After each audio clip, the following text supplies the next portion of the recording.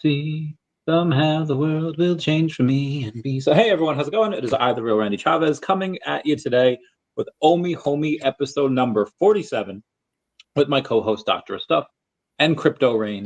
Everyone say hello. Hello, Daphne. And my gentlemen callers, how y'all doing this evening? Doing okay, man. Doing okay. I don't think I've ever been called a gentleman caller before. Well, we're gentlemen and we're on call, so it feels like it. Okay, I'll take that. It seems right. We have. So I guess we title it different things. Mine is titled VV Metaverse Utility, Numbers Games, Creativity Growth. Rain has titled it X-Men #2, Terrible Sales, Is This Bad? So based on the titles, we're probably at a little bit of a different different airs here.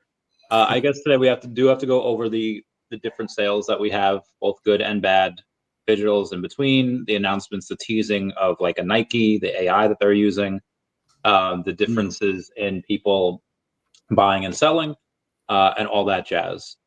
Beforehand, is there anything non-Vivi and Omi y'all would like to go over? Well, I mean, there's something interesting that I don't think that people are aware of, and this is just about the general crypto environment. So a few weeks ago, maybe 2 or 3, the Office of Comptroller of Currency, the OCC, they put out a statement basically saying that national banks can participate in specific cryptocurrency activities, right? Yes. Without having to notify their regulators. So during the Biden administration in like 2022, I think, basically there was this interagency statement that kind of came out, like with OCC, the FDIC, the Federal Reserve, basically saying like, hey, if you're going to participate in any sort of cryptocurrency activity, you need to notify us, right, about your activities, and then we're going to assess that basically. Well, the OCC, they posted that and said, hey, banks can now participate, national banks can now participate in this. And by the way, we're pulling out of that 2022 interagency statement, right? So like we no longer have that stance that you have to notify us. So they pulled out. And then like a week ago or so, the FDIC also kind of followed suit with that, right? So what that means is that banks now can start, they can hold or be, I just blanked out on that term, where they hold it on your behalf, like they can hold crypto. Yeah, thank you. They can be custodians. They can be custodians, right, of this. And like that's just some of the things that they're going to be allowed to do without having to notify. And what that's doing is it's paving the way, right, for financial companies, right? These banks or like financial service companies, right, to be able to custody cryptocurrencies and kind of participate in the ecosystem. And like back in 2021-ish, when things were going pretty crazy, there was a lot of interest in that, right? Like there's a lot of customers who were like, hey, like I want to be able to buy cryptocurrency or Bitcoin through my bank, and that kind of got shuttered.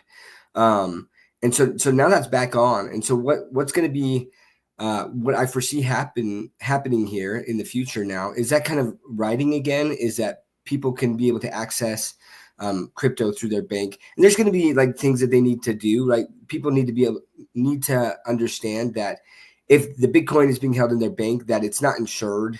Like there's some education that's going to go on there, but like that's a big step in the right direction for the cryptocurrency ecosystem. So I think that's pretty big news. And I feel like most people haven't covered that, but it really has some pretty strong implications for the potential growth of the industry going forward. Yeah, they have the banks that are allowed to do it, and then I forget who said it, but you have they're allowing people to put their retirements in it as well. So it's not just banks that are doing it. You have this, and I wish that did that happen, or is that a rumor? I haven't seen that like actually. Yeah, it was states that for sure. It was 1 or 2 days ago.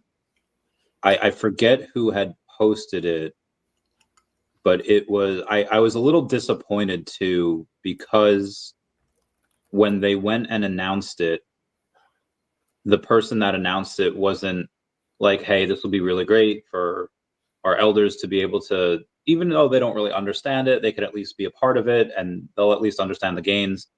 They had just said like, oh, old people are going to be putting in their retirements and here comes the exit liquidity. And it's like, oh man, like that's not a good look when you go and say that. It was from that guy, Ash Crypto. He went and put out, it wasn't his press release, obviously, but he went and put out the article that that had talked about it. And I'm trying to find it now, and I just can't. I mean, But I know that that's been a thing. Like, there's I Trust Capital, like they can kind of do that through an IRA, and that's something different. But I had seen that, but I had seen someone state that that was going to be possible, or they were talking about it. It'd be interesting to see if that's fully the case, right? That that is now allowed, because that also, when the bull run really starts hitting and churning, right?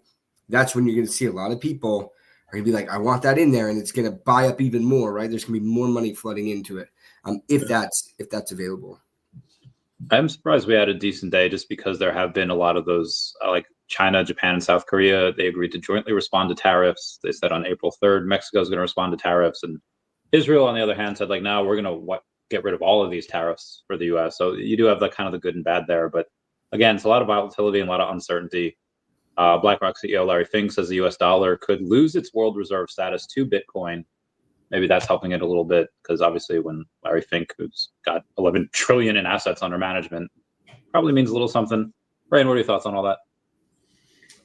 Well, this stuff plays out in a 4-year cycle. So this one, like 2021, played out a little bit weird in that things ran with March. And some of that is the stimulus. There was huge economic stimulus going on to COVID, basically for COVID relief, which caused a pretty early pump in the 4-year cycle. And then it came down, and then it went back up with the metaverse pump. 2021, like here we are, April, and the market's somewhat down. And a lot of this is Trump coming back and just trying to bring tariffs equal for, what the U.S. is paying versus what it's receiving. And renegotiating a deal always causes some pain, right? So I did real estate for a long time. And when, you put a home under contract and you agree, say 500,000, then you do an inspection, you find out, oh my gosh, there's a bunch of things wrong with it.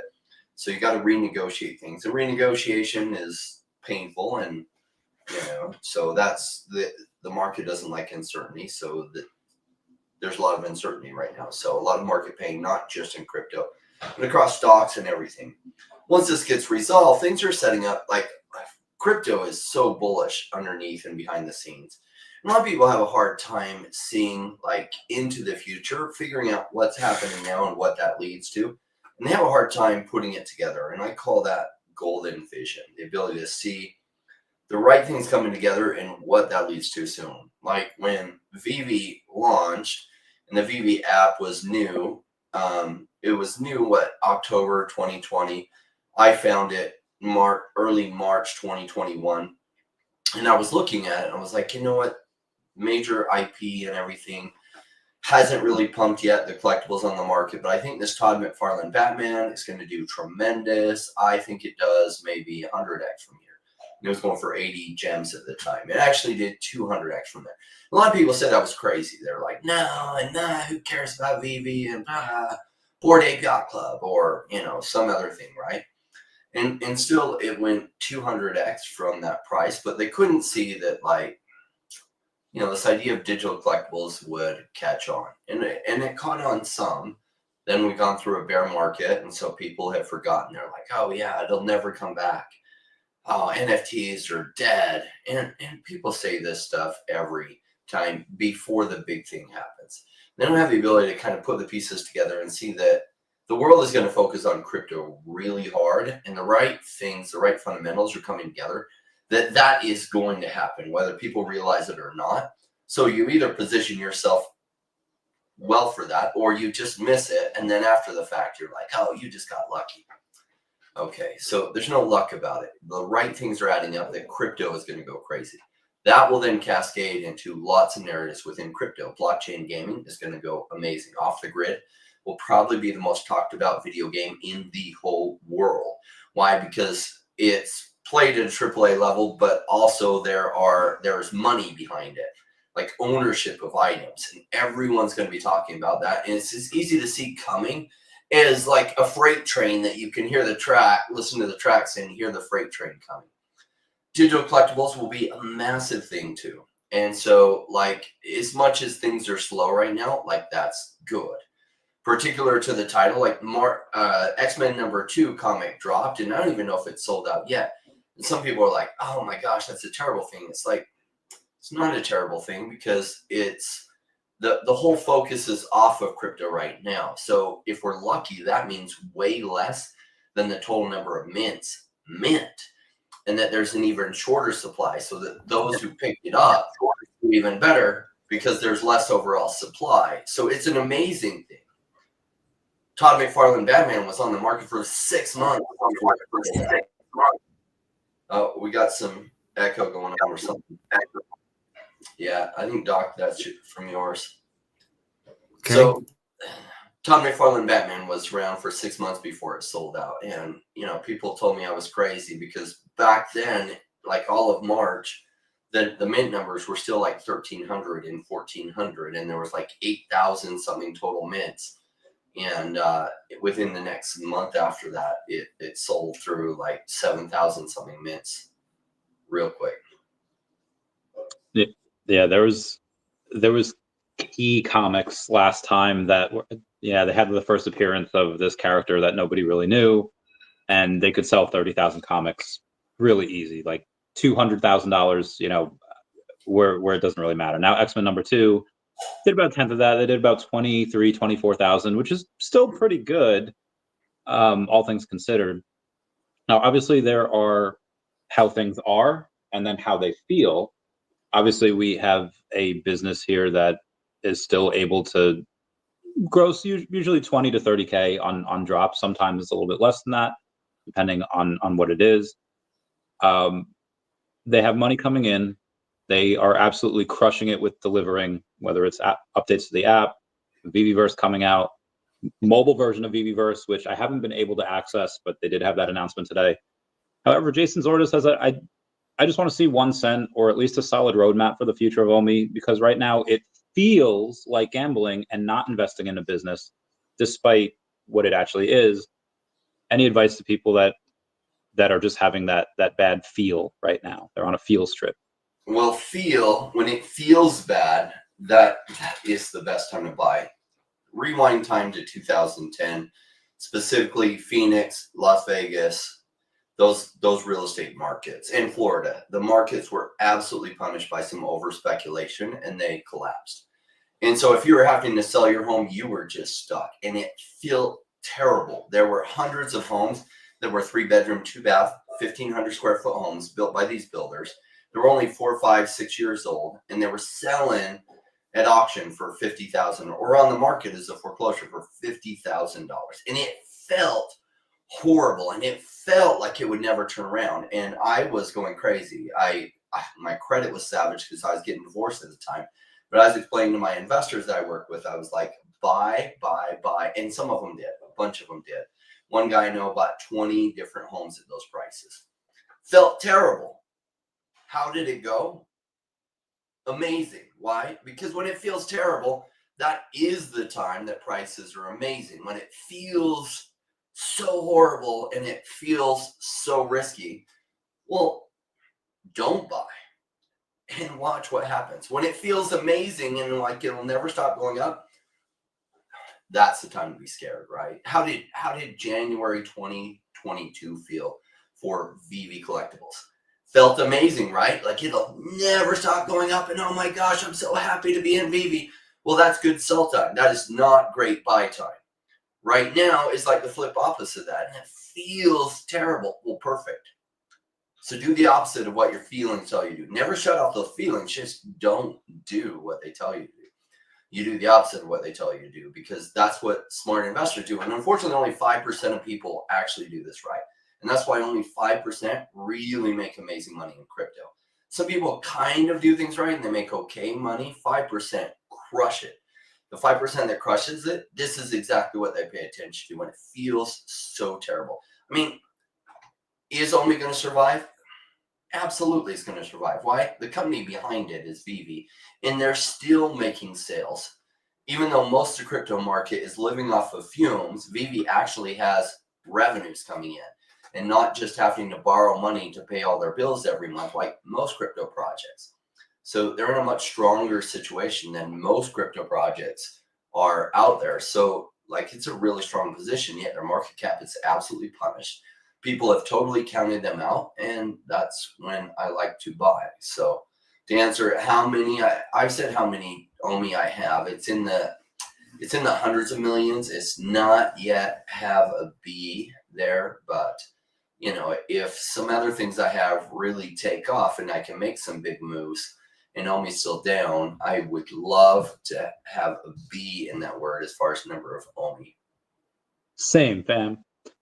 So as far as stuff feeling like, again, they've delivered a lot of these really good things like VVverse, and they have some of the things that are absolutely breathtaking that people do. They have this skill, and they're making money and they're getting more IP. Doc, have you ever seen companies do everything right, yet it still doesn't catch on? Because it does feel like that's what's happening here. They're knocking it out of the park with the IP, the updates, and yet there's less users now than there was, you know, a few months ago, and the token price is down more now than it was a few months ago. What do you think can kind of trigger that to go back up, to do that reversal? I mean, a lot of things have to do with the traditional financial markets, you know, and there's a lot of worry, you know, or skittishness by investors just in general, like in the overall markets, you know. So that's first and foremost. I mean, you've got these tariff wars, you got this potential war with like Iran. Investors are skittish, and so like what you need for things to go well is liquidity. Like that's you have to have liquidity, and we're not really seeing that in the markets. People are kind of pulling back, they're selling. Like off the grid really is like one of the craziest like Web3 games. Like, it's got everything there, right? It's a fun freaking game to play, and it has all of these things. And you look at like where they launched, and like there's all of this FUD around off the grid games now and the token price, because the token price has gone down. And everyone's freaking out about that. Like off the grid is a perfect example to me. I think that they've done almost like everything right, right? They took the time to build just a fun game, and they built it on the blockchain, and they built it in such a way that people who don't know anything about blockchains can play the game and not even know that it's running in the background. Like that's phenomenal, right? And like the token price, it's tanking, you know? And people like, dude, I've seen so many rants today on Twitter about how the founders are just idiots and they don't know what they're talking about. Why are they doing that? Because the price is down. And so people right now, like I'm seeing in the chat, you know, people are worried about Omi, and there's a lot of reasons. Like I feel like they're valid feelings, guys. Like I'll say that, right? Like when you're seeing the price go down and down and down, and you're just like, what the heck, man? I don't understand this. This is tied to a really good company. You got to realize that like it has to do with the markets, like the overall markets. Like we don't live in a vacuum. And so I think that that's really important to see. But like Rain has said, and we've talked about a lot of times on this channel, is if it's tied to a business that's going to survive when the bull run hits, regardless, it's going to do well. Like the token will perform well. And then if it hits the narrative, right? If there's a narrative, and whether that's Web3 gaming, whether it's AR or VR, like, you know, NFTs, any of those things, like it could really, really run. And so I get it, like that feeling of the emotion.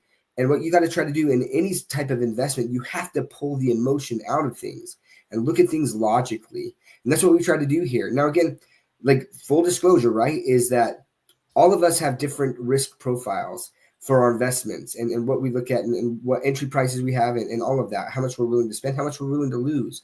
And so we can never dictate that for you guys, right? Like our financial profile is very different than every single one of yours. It's very unique, and you have to feel comfortable with that risk. But for me, like I'm looking at Omi, and like I think it's a solid project, and I think it's going to do well.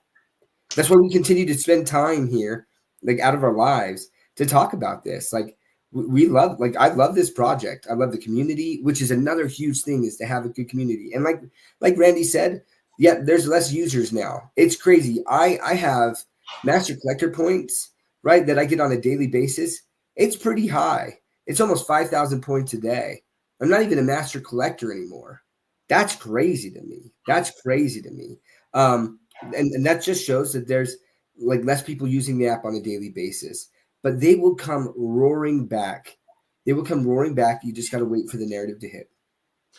Yeah, I wanted to show, like, for context, right? So think about Omi last time. And when did Omi really go crazy? Right here.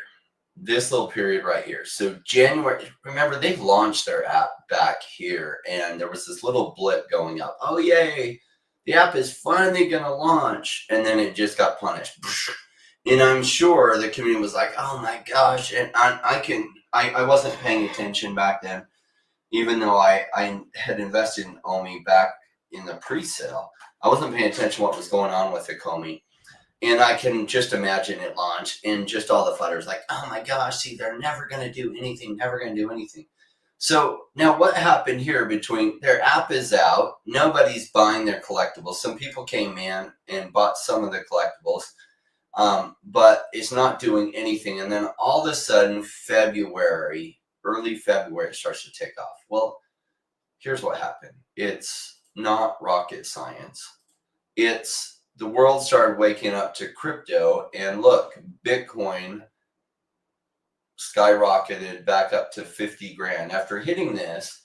So when Bitcoin came up to 42,000, nothing, things came back down. But as Bitcoin broke higher like this, a lot of money started going into altcoins and start cascading into altcoins. So it went to 48,000 here. The top for the next little bit was 65,000. So it realized a bunch of its potential, and a lot of money started cascading into altcoins. And then people woke up to altcoin other narratives, and Flow went crazy. Omi went crazy.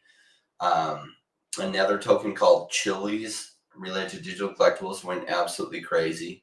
And so what does it take for Omi to turn this around? It takes them to keep doing what they're doing. I mean, what did they do to turn it around here? A little bit. I think, I've heard rumors that Ben may have paid some influencers to help cover it with, I think, augmented the gains. But it was already going crazy just because crypto was coming into focus. And right now, crypto is out of focus.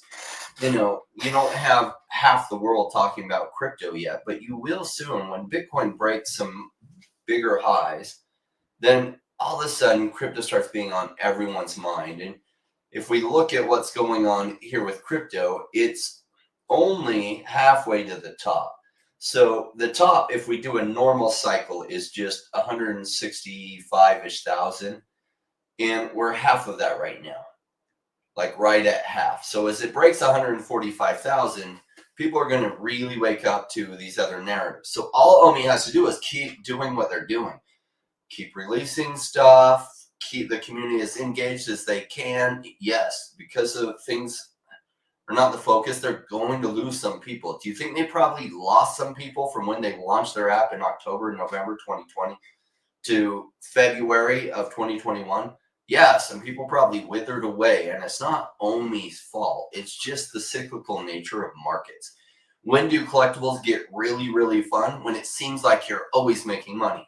And that's actually a really brief period of time. Like, you felt it during a few months, like March of 2021 through January of 2022. If you were getting some of the hot drops during that time, you could immediately flip it for lots of money. And that was about 9 months that were incredibly exciting, that everyone remembers and was amazing and built a huge community. And we'll probably have some months of that again coming up. And Omi will absolutely go crazy again. It's just a patience game. And the truth is, investing is a mechanism where money changes hands from the impatient to the patient. And it does it over and over and over again. Why? Because it feels like nothing is going on, and the patient are accumulating like crazy, and the impatient are like, nothing's happening, I'm out. And you see their tweets, Vivi has let me down, and they don't talk about Omi enough, and I'm out. Well, goodbye. Another inpatient just lost his bags to the patient. Cool. And then later, everyone calls the patient lucky. Luck doesn't have much to do with it. When you're investing in OMI at this point, like, you're just playing the odds. If you win a hand with like 3 aces, and you have 3 aces, and you have a good idea, you have a 95% chance of winning the hand. No guarantee you win it, and you win. Is that luck? Well, it's luck that you got the 3 aces, but it wasn't luck that you recognized that your chances of winning were really, really high. And for my own investments, I'm not going to tell you guys what to do, but for my own investments, I look at OMI as a winning hand. It's not perfect odds, like 100% chance it's going to hit out of the park. It's just stacked really, really high, that the odds are really, really good. And that the upside, if it does work out, is also really high. So in my estimation, the odds are 95 to 97% that this is going to go very well for me. And then if it does go very well for me, it will probably do a lot more than 2x. It'll probably do 10, 50, maybe even 100x, or if I'm really lucky, 200x from here. So I like the crypto space because I can find odds that are like that. In early stage investing, it's hard to find those kind of odds. But in the crypto space, where the cycles come about every 4 years and it goes massively crazy, there's this really cool window of time where you can play those kind of odds, where you might have a 80 or 90 or 95% chance that the company will survive until the next major run. And if they do survive till the next major run, your gains might be 5x, 10x, 50x, 100x. Those kind of odds make you absolutely rich if you're playing them well and you have the patience to let it play out. What I realized is a lot of people don't have the patience, and guess what? I can't talk them into having the patience. You have it or you don't. Cool.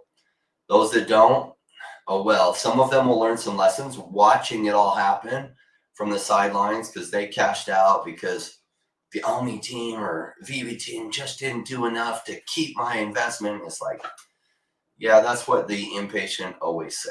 They said that when they sold their Amazon at Lowe's in 2003.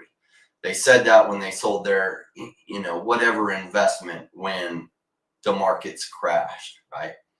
So, oh yeah, it's always the team's fault that they sold their investment. I'm extremely pleased with what OMI's team is doing and VV's team. I think for the past 2.5 years, they've exceeded my expectation. Now, maybe my expectations, the bar got lowered for a while when it felt like the app was never getting updated for a solid year. And it's like, oh my gosh, are they going to fix their development team? Like, this is a problem.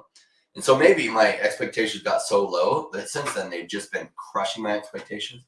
But I think it's more than that they actually have been doing a phenomenal job, and they're building a company that's going to be around for 50 years and an app that's going to be around for forever.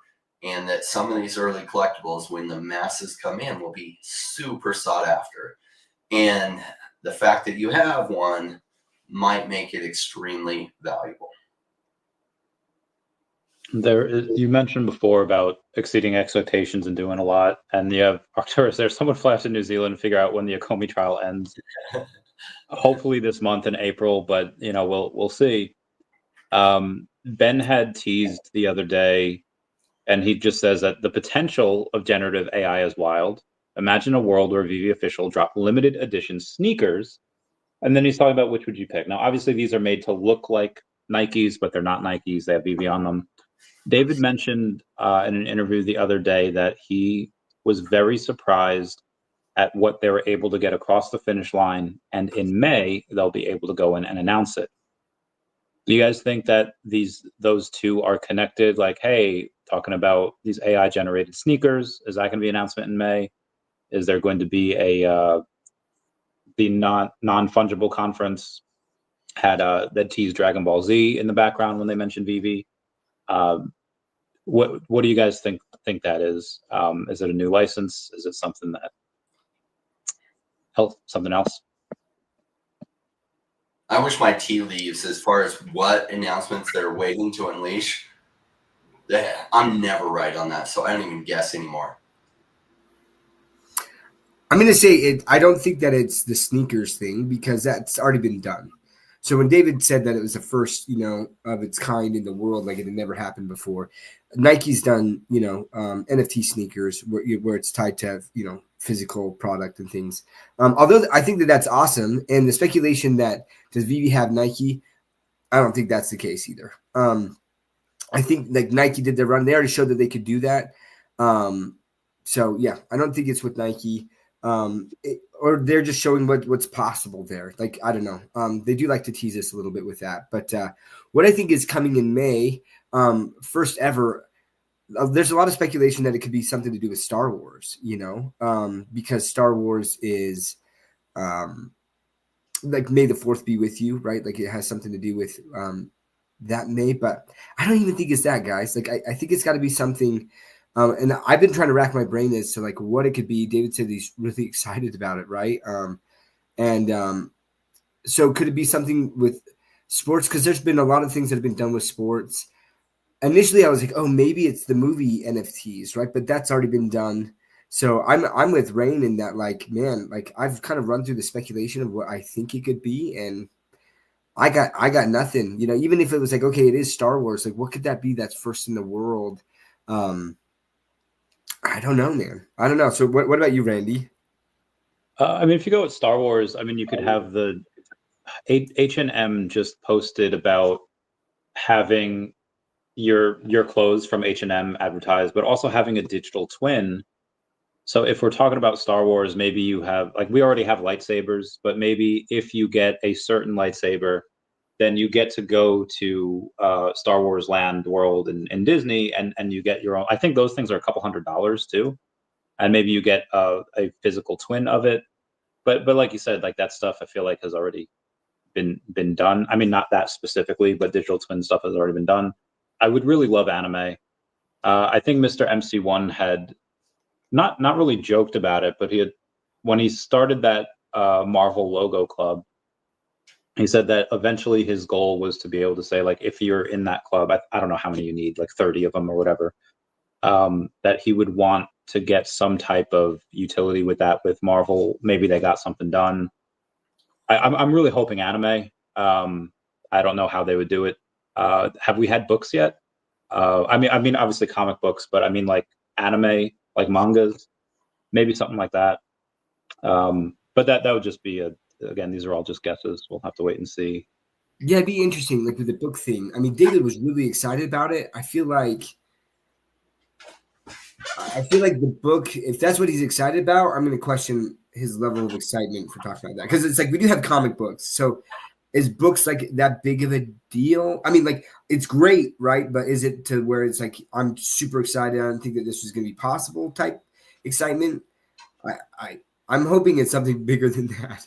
But yeah, what about this, guys? What about that? I feel like they'd be pretty stoked about a surprise giveaway.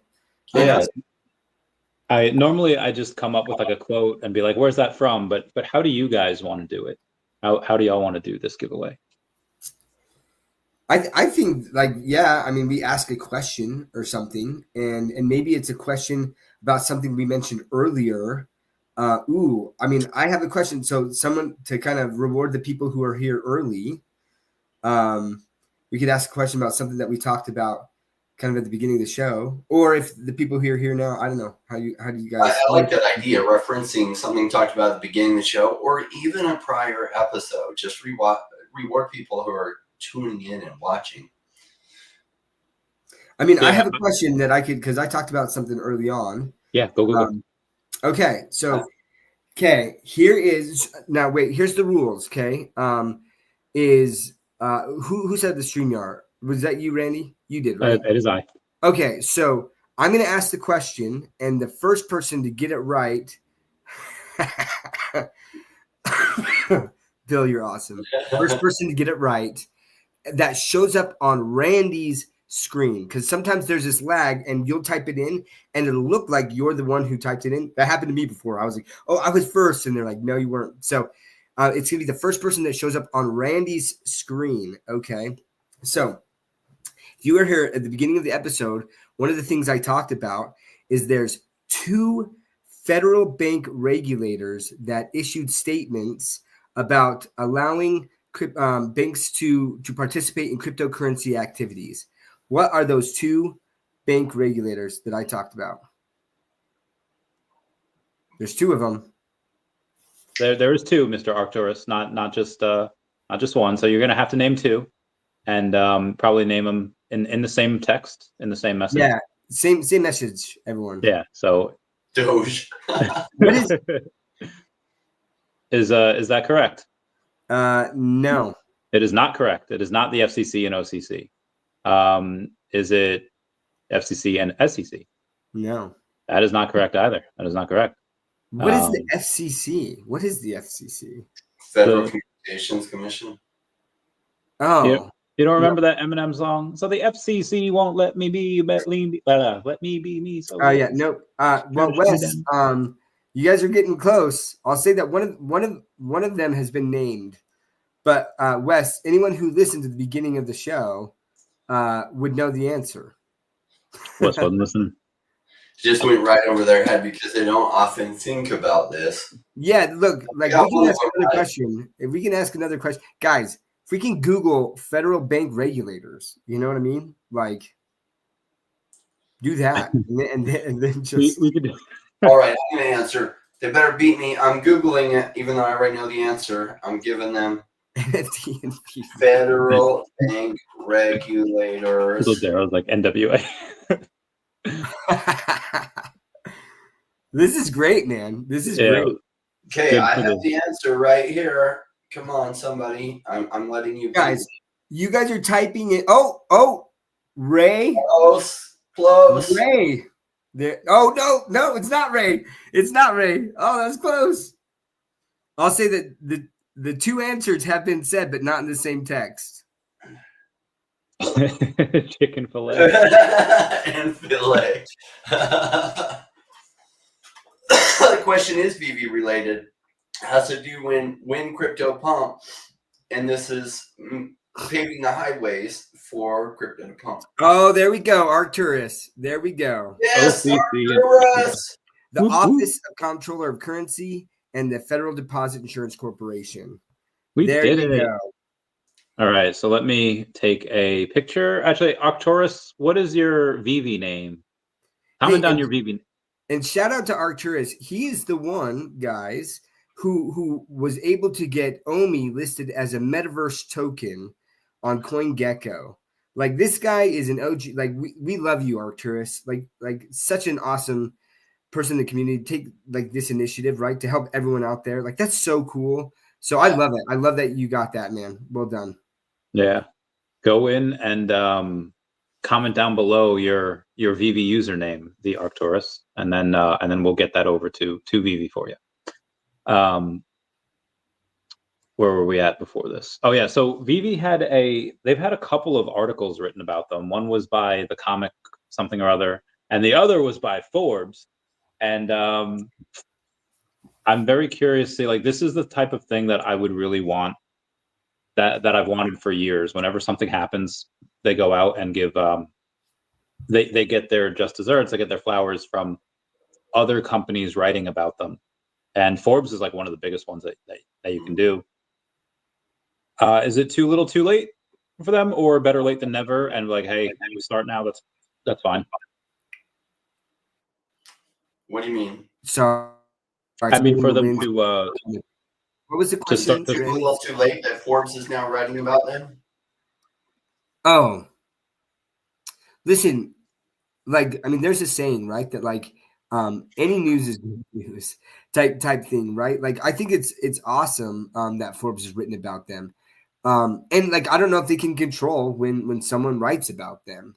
Would it be more powerful if like Forbes was writing about them when, like, you know, things are going crazy in the market? I mean, that would be huge, but it's still respectable, right, to have Forbes writing about VV and talking about that. And so the important thing is that the mainstream, like, just normies get exposed to this, and the more touch points they have, the better, you know? So is it too little too late? Like, I don't think so, because I don't think it's too late. Like, I don't think that it's done and that there's nothing that can happen anymore. I think that the best is still to come. And so that just adds to it, you know?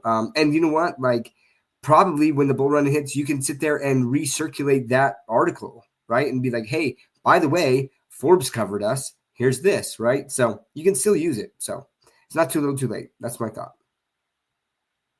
So I've been asking VV, or David for a while, and now I guess Ben. They're like, hey, come out with like a stick figure. Come out with like letters with personalities, so you could have like this little mascot. And part of me really only saw the good things because they could use that in advertising. People could make cartoons about them and all that jazz. But then I thought the other day, Pikachu got caught up in an anti-government protest in Ergun in Turkey, and they got him. They arrested him, and Pikachu Pikachu got wrecked. Amazing. It reminded me of an Occupy Wall Street protest in like 2011, and there was flags. There was like Pirates of the Caribbean flags. There was like anti-government flags, and there was a Pokemon flag of like Mudkip. It's a 3rd generation starter. Great, love that little guy. Then I got to thinking, like, okay, maybe it's not a great idea for VV to have their own mascot, because then what if people go and they sully VV's good name by going to, and again, this pick is awesome, and I think actually he was on the right side of history. But yeah, is that like, should VV not have their own mascot and only have the IPs of others because of what certain people might do as the VV mascot? My answer is they should absolutely have a mascot. Listen, people are going to do, I mean, people could dress up as the like VV name. You know what I mean? Like they could do anything, right? Like, so, but like, just because someone did the mascot and it says they sold their name, I don't think that I look at that picture and be like, yo, Pokemon, what are you doing? Right. I just know that it's some crazy guy, you know, that dressed up in a Pikachu suit. And if nothing else, people are going to talk about Pokemon more, you know, like there's some things that you can't control like about that. And so to sit there and be afraid of just like every little thing that people might do, like that's just not how you succeed in business, right? You can't operate like that. I mean, you do have to take calculated risks, but for me to say, well, we won't do a mascot because there's a potential that someone could dress up as the mascot, you know, in some controversial protest or something like that. Like there's so many different ways that they could do that anyways. You know what I mean? Like if their intent was to try to solely VV's name somehow, there's a lot of different ways they could do it without a mascot anyways. So I'm all for the mascot. The stick figure would be great. Just something fun, you know, that VV could use, because then that name along with the mascot, like, listen, I guess like sports teams have mascots for a reason. Like there's a reason that mascots exist, you know, like it also helps with marketing. So anyways, just something to think about. I like the conversation. Now, you would ask the question, I didn't get a chance to respond about the Forbes article and too little too late. And it's like, that's just like FUD. Like that's just people worried because sentiment feels so low. When it feels so low, that means prices are really, really suppressed. And in crypto, the volatility is tremendous. So when prices are really, really suppressed, to what it then later does is a huge difference. And so it feels so low, and it's like a Forbes article is a big deal. And as momentum comes back in the crypto market, you'll see people referencing previous articles to make new articles about it. Man, like, look, Forbes wrote about them 6 months ago. And let's say the market's going crazy 6 months from now, then, you know, they'll reference those articles in the future. And so it's a good thing, even though it didn't turn sentiment all the way around. What's going to turn sentiment all the way around is this mass buy-in in crypto. Is Bitcoin's price pumps, people start to FOMO, they start to really pay attention, and then it goes crazy. Like I was talking to a guy today, he's like, I know I need to look into crypto, you know, and a successful guy, and he's done a lot of really cool things. Yeah, it's just not high on my priority. And the reason I said, look, you're saying it's not high on your priority because you're not feeling the pressure to get in. You're not feeling the pressure to get in because prices are really, really low.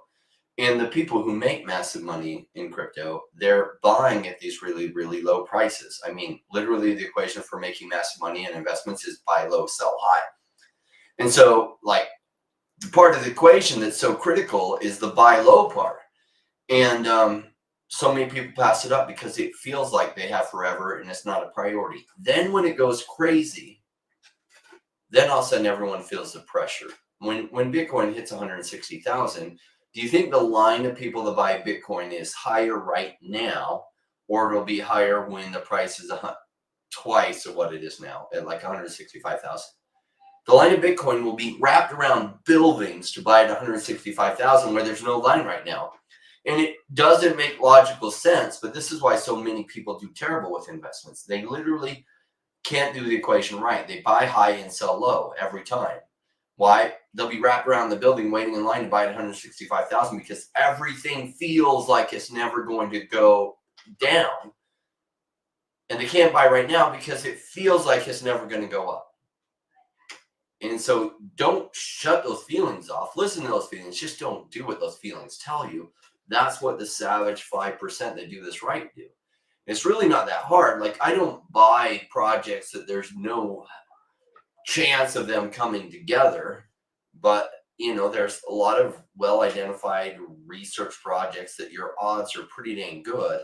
And those are the ones I load up on when prices are low. Now, the downside of buying when they're low, sometimes they do go even lower on you. And you don't know where the bottom is. And you're going to have the same problem when you go to sell high. You'll sell high. You'll be like, oh my gosh, I made 50x. And it made 4x more than that. And you're like, crap. Oh, well, just like you didn't end up buying the exact bottom, you won't end up selling the exact top either. But if you're generally buying low and you're selling high, you're making crazy margins still. Agreed. So there's I heart you, OBL. I just had to get that out there. Yeah, we heart her too. She's awesome. We love her.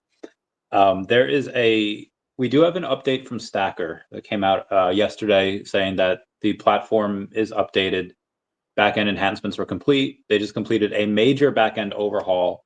Unfortunately, all the market listings have been reset as part of this process. So if you had stuff listed on there, you're going to have to relist that. And oh, hey, Foster, what's going on, fam? Meow, meow, meow. Yeah, that was my babe. Yeah, good to see Foster. Because Stacker had that announcement where, again, they significantly improved the platform, stability, enhanced performance, smoother user experience.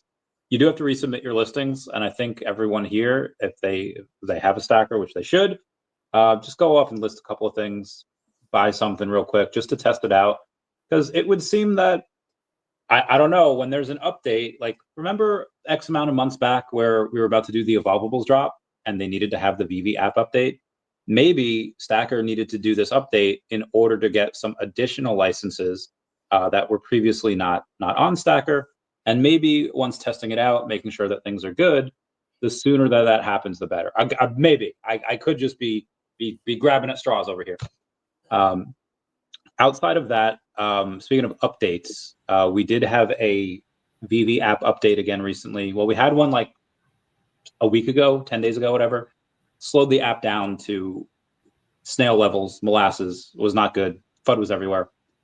And then within a week, they fixed it. And part of the reason why the mobile version of the VVverse did not come out at the end of May was because they had that app update. It was so slow, and it was just an all hands on deck situation where they had to fix that first before they came out with mobile version of VVverse update.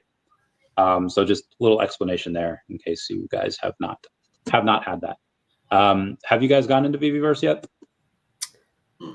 I have not gone into the VVverse. I feel like my laptop that I've had, like it's pretty old, man. And like, so I want to, at some point I need to get a new one. And when I do, like, that's when I plan. I want to get into the VVverse. I haven't, man. There's been a lot of stuff going on in my life. I haven't been able to be on here very often, because of that. So, which is sad. Like, I want to do it. And I've seen some of like the most amazing videos and screenshots and things of the things that people built. And it's phenomenal. And I want to see my collectibles in there. So I did try to pull up the VVverse on my mobile app, and I don't know how to do that. Like, I didn't see the update, or like, I don't know how to get into that yet. So, definitely be interesting. but like that's easier access for me just to get that in the mobile app. I know that the resolution and how great the collectibles can look is definitely not going to look as good on my mobile app, right? But I will get there in the VVverse, because like also down the line, guys, like we're probably going to be streaming Omi is my homie in the VVverse, right? Like we're going to have a pad and we're going to be there with our avatars and we're going to be chatting, doing this stream there, and it'll be epic. So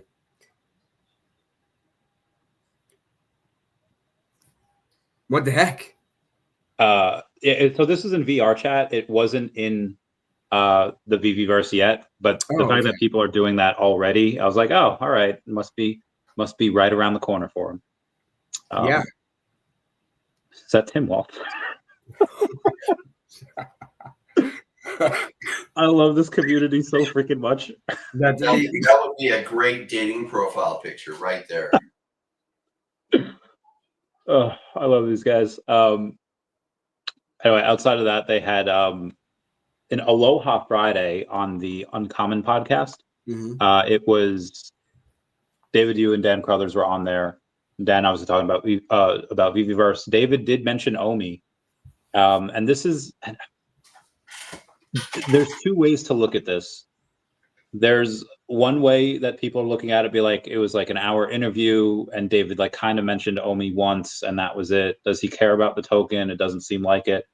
And then there's another side of it where it's like, David didn't mention the token for 3 years, and he's mentioned it half a dozen times the last 2 weeks. Like you go from nothing to suddenly mentioning it a whole bunch. It's like, what's that thing called where Warren Buffett drops his like he drops like a newsletter every year, and people call it like the Buffett Index or something. And how many times he mentions the company is going to determine. Like, if you want to call this the David Yu Index on Omi, again, didn't mention it for 3 years. Now suddenly he's mentioned it half a dozen times in a couple of weeks. That's really bullish to me. At least the signs are there where it's looking like he's. And again, that lawsuit ruling should come. Hopefully this month. Well, we might see it in April. But I would say, how do you guys interpret that? Is it David just saying like, all right, they're really complaining, let me just mention Omi so they get off my back? Or is it like, oh no, something's probably coming? Well, they never lost their commitment to Omi. There were strategic reasons why they weren't talking about it. And some people are so freaked out. It's like, oh no, they're not talking about it. They're not committed enough to Omi. And a lot of people like sold because of that. We know some people that had hundreds of millions of Omi that sold it because like they're just not doing enough for Omi. And I'm moving on to more interesting things. So, okay, good luck to you. Of course, they're not talking about it. When Gary Gensler was chair of the SEC, they would be stupid to talk about it. And there's probably another reason with the lawsuit. And I guess the decision hasn't come out, but that lawsuit, they made their remarks and stuff in December. And so I don't really know the details of the lawsuit and why that's holding it up. I just have heard that it's also another reason they're not talking about Omi a whole lot till that's all settled. And so it's like, okay, now he's talking about Omi. Well, the SEC thing was the biggest concern on my mind. I did not want them to have a huge target on their back from the US SEC, because that could cost them tens of millions of dollars in legal fees and stupid, governance decisions. And I saw some companies enter into agreements that just curtailed everything that they were doing with the SEC just to try to end the pain from the SEC. So it was smart for them not to be talking about it. So the current SEC is a much more fair regulator. I didn't feel like Gary Gensler had any intention of trying to be fair. His actions were arbitrary and capricious, as one judge said in one of the decisions against the SEC. So they had to be careful. And now that period is somewhat over. So, cool. Of course, he's talking about Omi more. And they'll talk about Omi even more in the future. But one of the things that people don't get is when you're buying and it's low, how do you think the news looks when you're buying when it's low? When it's bad, it looks bad.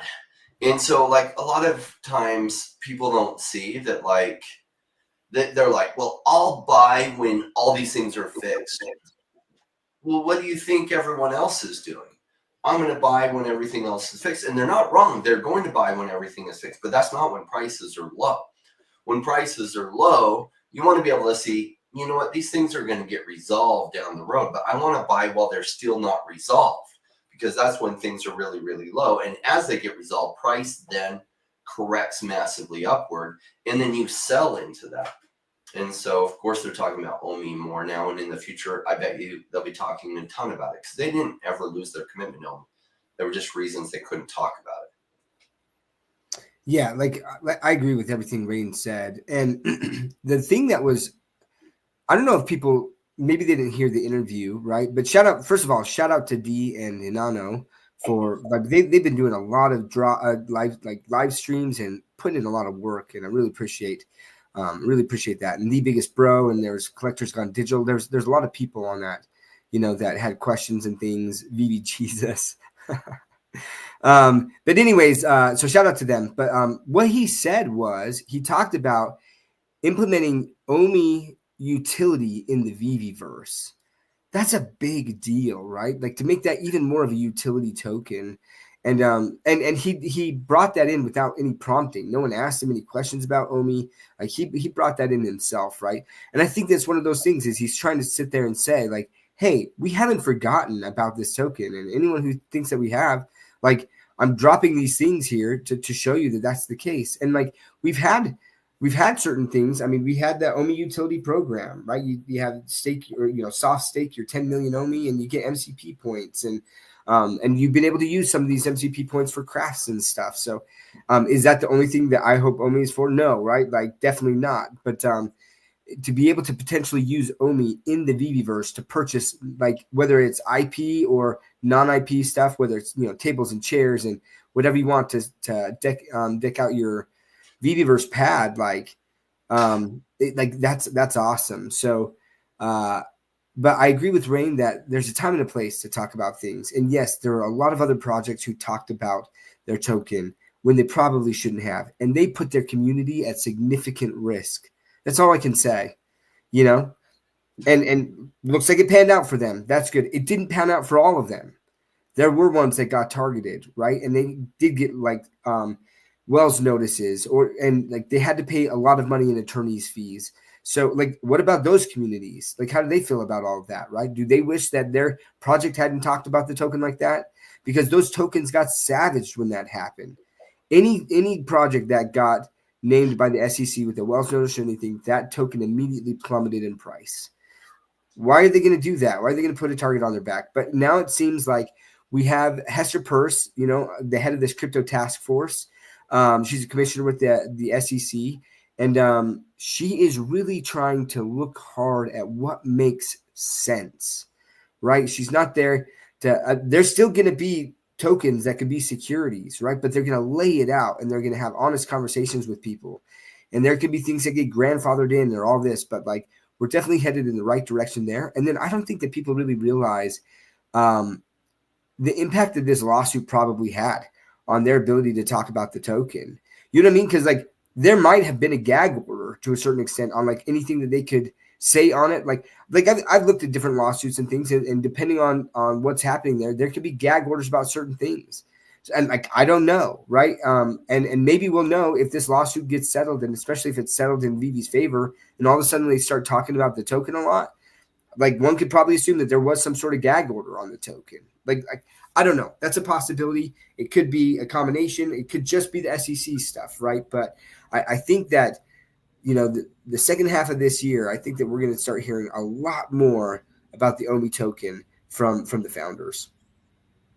Agree. And there's another thing at play here where Devi has been talking about their Devi exchange recently.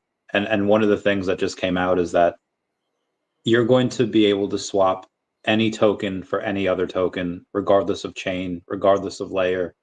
And if you want to swap Bitcoin for Ethereum, normally you'd have to go in and give your Bitcoin to an exchange, swap it. There might be some risk loss on there, and you'd have to wait X amount of time for it. But now what they'll do is you'll have 3 transactions happening at the same time. You'll have your Bitcoin that'll exchange for Devi, and the Devi will exchange for Ethereum, and then you'll get that Ethereum. It all happens So right now in America, you really have to, you kind of have to know what you're doing a little bit, get a Coinbase wallet or get a MetaMask and swap Ethereum for OMI, and not everyone has that. But when the Devi exchange comes out, it seems that it'll be pretty easy for everyone in the world to go in and buy OMI, just because you'll be able to swap it for anything that you have. I'm not 100% sure if that's going to be, if they're going to support both Base and ETH. I don't think they'd support the Polygon version of it or the Go version of it. I think it'd just be one of the two. But that's another thing where even if the exchanges on VV's side are delayed a little bit about that, I think between me and Rain, we can kind of convince Tom Henderson and Debbie, like, hey, we've done a lot of work together. How about listing some OMI here? There's definitely community stuff that can happen. Also, Ben Rose had this the other day to say the team do have some pretty mind-blowing IP and collectibles coming this year, but not giving any clues just yet. So that was another thing fun that I wanted to go over. So right now you guys haven't really spent too much time in the VVverse. You have someone named Death Bunny saying any way that the VV community can get a hangout space in the VVverse to congregate until everyone builds out the rest of the VVverse. And I think that would be pretty cool, is if they made a hangout space communal where everyone could go in and everyone can join. Would that incentivize you guys to go there, because then you could hang out with other people? Or is that just like, not yet, I'm going to wait until they have a game, I'm going to wait until they have actual things to do instead of just hanging out talking to people? I think some family members will, right? So I remember when Decentraland came out and like going into these communal spaces, and it was fun like twice.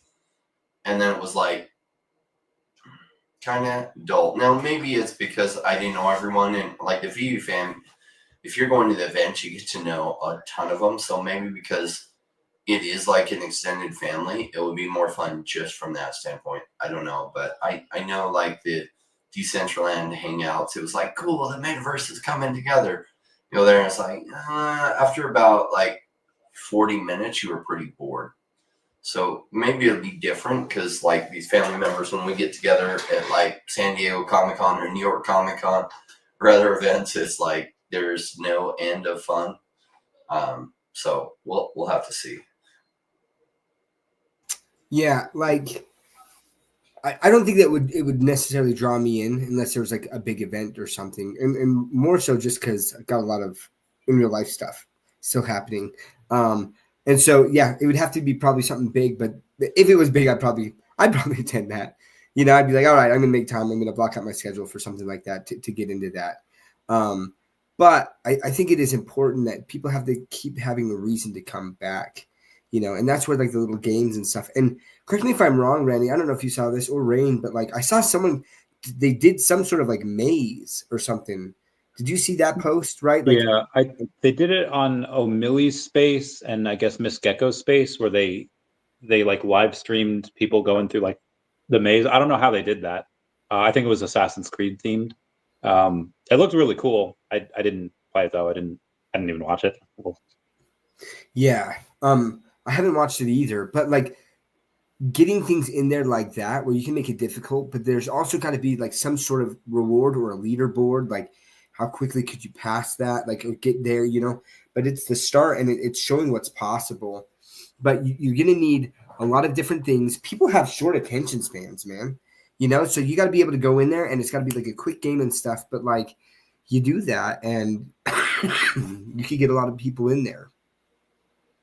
There's even a simple game, even if it takes 45 minutes or whatever, there'll be people like the communities will take over and be like, oh, okay, well, let's say like in Pokemon, you could have like warpless, you could have glitchless, any percent run, you have speed running, Super Mario, I think it's not Sunshine. I forget which one it was, but you have it's called like nipple percent, where you get him like take his shirt off and he's on the beach, and if you have that, then it's called nipple percent run.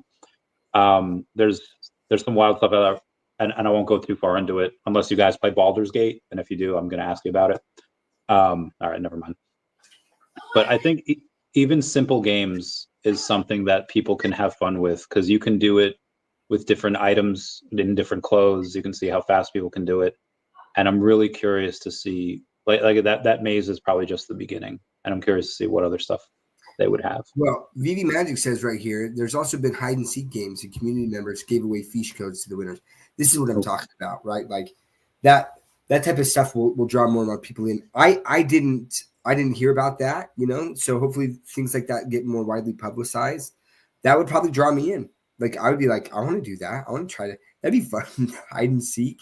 And that, in fact, there's this game. I don't know what it is. It's been coming up on my feed recently where it's like Call of Duty or something, but the guy is like, or certain people are inanimate objects, right? And you can like change what you are, and so what it is like he'll be like a pot or something like that, and then he'll go into this room and he could drop identical pots and try to make it look like the pots are supposed to be there, right?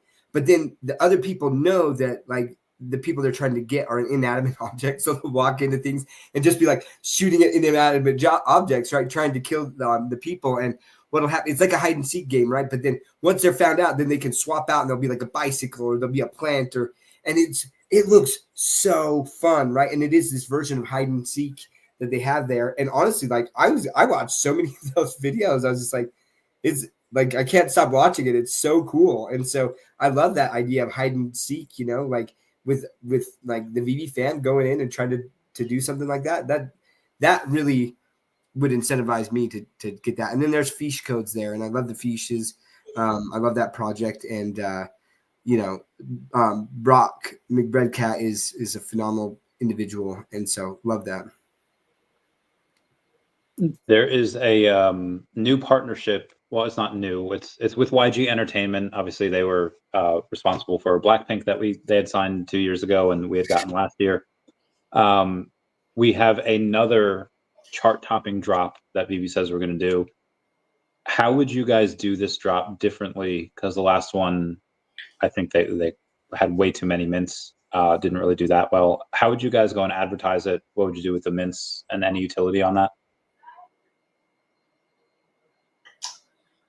Well, it is good when they get their mint projections right, and they don't, like, the market isn't where it was, and so getting the mint numbers right is a key part of having like a lot of participation. So if they throw out like 100, there's going to be 100,000 mints. In this kind of market, it's not going to feel that rare. And so it's kind of like building a stadium or like renting a stadium for 10,000 people and like 2,000 show up. It's going to feel empty. Whereas if they had gotten one that fit 1,800 people, then actually probably even more than 2,000 people would want to show up, and it would make it really, really hot. So hopefully they get the correct mint numbers right. Somewhere around 10,000 is probably, if it's a really hot drop. 10 or 15,000, there might end up being more demand than there are mints, which will generate a lot of hype and some resale flipping potential, which really usually gets people excited. I got caught up again in the chat. I know that we were talking about mint size and drop. What specific drop were you talking about where it wasn't as successful as it could have been? We don't know yet. It's from YG Sorry. I see. You're talking about compared to the last drop, right? Yeah, we had Blackpink last time. Yeah, with Blackpink. I mean, it depends on what it is. Yeah, for sure. But definitely, if you have the chaser, like that's a big deal, right? Like I've liked that. I think that does generate a lot of excitement there and a lot of value for the people who get that. But then, yeah, you do have to have a little bit lower mint size, and like having the same like pose and just in like different colors, or like I feel like you got to make them more unique. I like the Rogue. I like that she's in different outfits. You know what I mean? Like it makes it feel like it's a different collectible. Whereas if you get like the same, like, they're wearing the same clothes and they're just in a different position, it's just like to me, it cheapens it. Like it does. It's just like, it feels like someone got lazy and they're just like, well, I'm just going to do this and it's going to be in different poses. I mean, there's times where that might work, but when you have like the one character with 4 different poses wearing the same stuff, it's just not as appealing to me. Like the bottom line, I haven't heard anyone who's like, oh, I love having, all of my Wolverines, like, in the same outfits, in different poses. Like, I don't know, right? Like, we have Wolverines in different outfits. But when you have one series and it's like the same Wolverine in different poses, it's just not as cool. Like, I don't know. That's me. So I would think that if they're doing, Blackpink again and the singers from it, that hopefully they really have them in different outfits and they kind of go above and beyond like that. And that the mint numbers are less than what they were. But here's the thing. I still love what they did with like a lot of the like digital rewards and stuff. They were like, hey, if you're holding these, you get entered in a drawing. But I wish that they would have made a bigger announcement about like who got those things, because I was like, did they draw? Like I had several sets. I didn't hear anything. Even it was like, hey, the drawing is over. Thanks for your participation. Here the list of the winners, and they send it to your email or something, right? Like so that that you were at least considered. Because that was my thing is, so I love that they did that, but I think that there's ways that they could have done it a little bit better. Yeah, there's a buddy of mine that his daughter really loves Blackpink, and he's like, hey, they're coming out with these like these digital collectibles, and she's like, cool. And then it says like you're actually you can get something if you get like the set. I forget what they handed out. I think it was like CDs or some type of merch that they handed out last time if you got the set or if you got lucky. And her ears perked up, and she's like, cool. And he's like, would you be interested? He's like, nah. And he's like, okay, what would make you interested? She's like, concert tickets. I was like, okay. So for whoever they get for this one, again, I don't know, but I think they do have to kind of recognize the audience there. I mean, that's the goal, is to get the fans of these IPs onto the app. And you can do it. I mean, the Fidgetals have done really, really well over the last couple of years. Anytime we do a Fidgetal, it does crazy numbers. And we can do that to our existing audience. But if we want to get newer audiences in, the concert tickets might be a bit much. Maybe if you get all of them, you can get concert tickets. But again, for Blackpink, I don't think that can happen anymore. Not really around. But I remember a couple of years back when Pokemon had released Red's Pikachu. And the only way to get it was to go to a store and to buy 5 packs, and then you get this one card. And there were times where there was people going to stores and they're like, hey, listen, I have a couple of these cards, but I just don't have the 5 packs to sell you. And I remember this one guy saying, like, I just give me 5 pieces of tinfoil. I don't care. I just want the card. Like, I'll pay for them anyway, even if I don't get the packs. So I feel like if they release something that's really awesome that you can get if it's confirmed that you bought X amount of them from the store, and it doesn't really matter what you get in a blind box, but you get this one thing that'll be mailed to you, which if they're $50 like they were last time, I feel like if they can make, again, if it's a piece of cardboard, whatever it is, they could probably mail you something. If you're spending $250, they could probably mail you something depending on where it is. I know different shipping rates and global shipping system in the world, but again, these are just random ideas. These are just my, obviously they'll know exactly what it is. Sorry. Yeah, say something? Yeah, no, like there's like, first of all, I think you hit it right on the head that it's like, if you want to bring in the normies, you have to, and connect with the fans, you have to say, like, what do the fans want? And concert tickets is like such an amazing idea. That's super easy. They could just get like a digital voucher code where they could go on and print the tickets themselves. So you don't even have to mail anything necessarily, right? And I think that would generate a lot of buzz.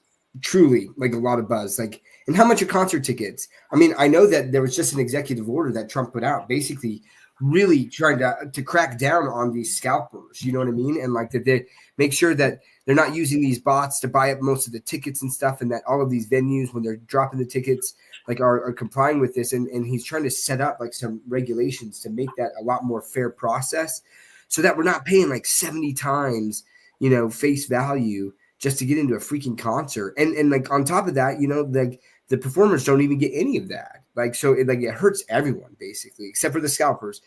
So hopefully that will help. But like, man, to be able, because of those markups, sometimes people are just like, I'm never going to be able to get to one of these concerts, right? Like the tickets they cost too much money. It's like, $2,000 for a single ticket for a Taylor Swift concert or something like that. And where you're going to even be, like in that venue, it's crazy.